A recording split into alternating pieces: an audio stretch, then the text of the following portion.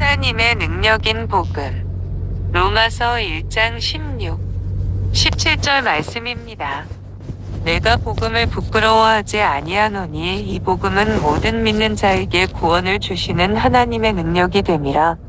먼저는 유대인에게요 그리고 헬라인에게로다. 복음에는 하나님의 의가 나타나서 믿음으로 이르게 하나니 기록된 바 오직 의인은 믿음으로 말미암아 살리라 함과 같으니라. 본문은 로마서의 중심 주제요 복음의 핵심 사상을 가르치고 있습니다. 믿음으로 의롭다함을 받는다는 교리를 가르칩니다.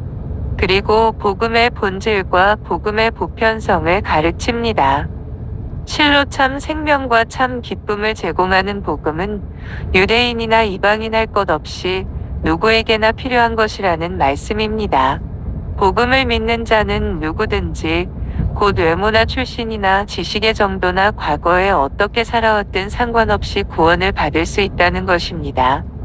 누구든지 오직 믿음으로써 하나님으로부터 의롭다 하심을 얻을 수 있다는 가르침은 영원 불변한 진리입니다. 이것이 하나님의 계획이고 하나님의 마음입니다. 16, 17절에는 사도가 그의 서신 전반을 통하여 가르치고자 의도하는 중심 주제가 담겨져 있습니다.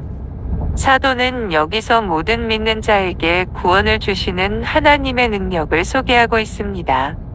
우리가 예수 그리스도로 말미암은 하나님의 은총 가운데서 믿음에 의하여 육체의 정죄함으로부터 구원받을 수 있는 유일한 방법을 선언하고 있는 것입니다. 그 당시 로마는 사치와 호화스러움과 지상의 영화만이 칭송받고 있던 곳이었습니다. 그리고 정신과 학식마저도 방탕한 세상 풍조들과 영합하던 곳이었습니다. 그리스도를 믿음으로 구원을 받는다는 하나님의 복음은 자연히 조롱거리가 되었습니다. 노아 시대 사람들이 노아가 회개를 외치고 방주에 들어가야 산다는 하나님의 말씀을 조롱했던 것처럼 말입니다. 그리고 일부 종교 지도자들이나 사역자들까지도 그 교리를 수치로 여기고 있는 판국이었습니다. 그럼에도 불구하고 사도는 그곳에서 결코 그리스도의 복음을 인하여 부끄러워하지 않았습니다. 여기서 사도가 그 자신이 부끄러워하지 않았음을 밝히고 있는 이유는 무엇일까요? 그 이유는 로마에 있는 성도들로 하여금 그들 역시 부끄러워해서는 안 된다는 것을 강조하기 위함이었음을 우리 성도들은 알아야 합니다. 고귀한 자와 학식 있는 자와 명예를 누리는 자는 복음의 교리들을, 특히 그리스도를 믿는 믿음으로 구원을 얻게 된다는 교리를 경멸할지 모릅니다. 그러나 바울은 그것으로 인해 결코 부끄러워하지 않았습니다. 왜냐하면 그는 이 복음에 인간의 죄악된 본성과 사단의 권세로부터 모든 성도들을 구원해 내시는 하나님의 능력이 있음을 알았기 때문입니다.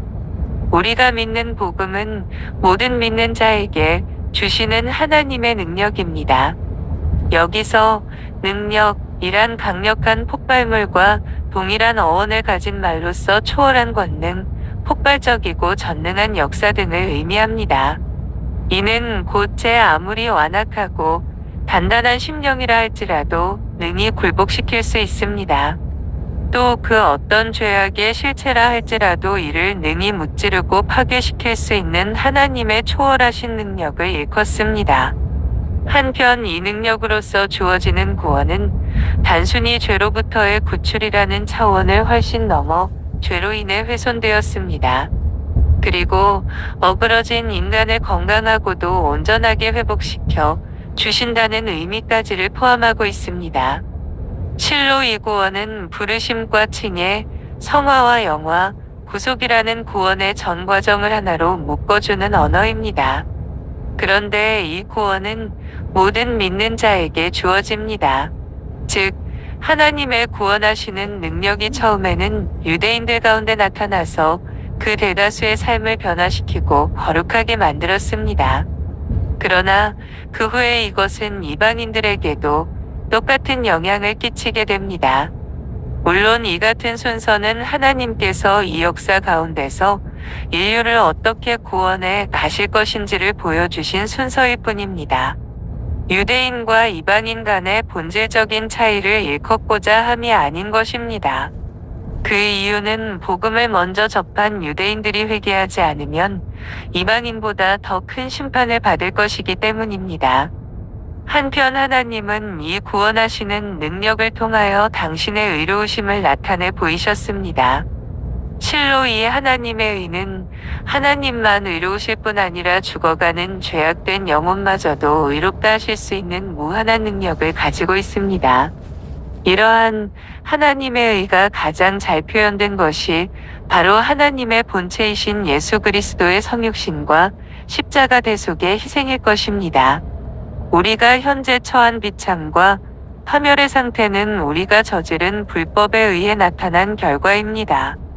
그러나 여기에 이 절망으로부터 건져내어져 의롭다 하심을 입고 구원을 얻는 방법을 제시해주는 일을 하는 것이 복음입니다. 진정, 복음은 영적으로 심히 무지한 우리로 하여금 하나님의 의를 깨달아 알도록 해줍니다. 하나님은 의로우시고 거룩하신 분이지만 우리는 그 앞에서 불법된 죄인의 모습으로 존재하고 있습니다. 그렇다면 죄인된 우리가 어떻게 하나님 앞에서 의로운 자로 간주될 수 있는가? 그것은 다름 아닌 오직 믿음으로서만 가능합니다. 즉, 우리가 불법의 죄악을 범했음에도 불구하고 우리를 하나님께 일치시켜 줍니다. 그리고 그에게 기꺼이 받아들여지도록 해주는 자비로운 은혜의 통로인 믿음으로서만이 우리가 의롭게 될 수 있는 것입니다. 복음을 통하여 나타난 이러한 의가 곧 하나님의 의로 일컬어지는 바 이것은 하나님이 정하시고 몸소 감수함으로 증명해 보이셨던 것입니다. 그러므로 난 우리의 모든 노력, 즉 우리 자신의 공로로 말미암아 얻어진 것이 아닙니다. 오직 하나님 자신이신 그리스도를 통해 나타난 의로서 그의 헤아릴 수 없는 대속의 은혜로 말미암은 것입니다. 이 의는 믿음으로 믿음에 이르게 하는 의가 되는 바, 이것은 오직 믿음만이 그리스도인이 됨에 있어서 전부가 되어야 한다는 뜻입니다. 그리하여 진정 의롭다 인정된 사람이란 그의 행위에 의해서가 아닙니다.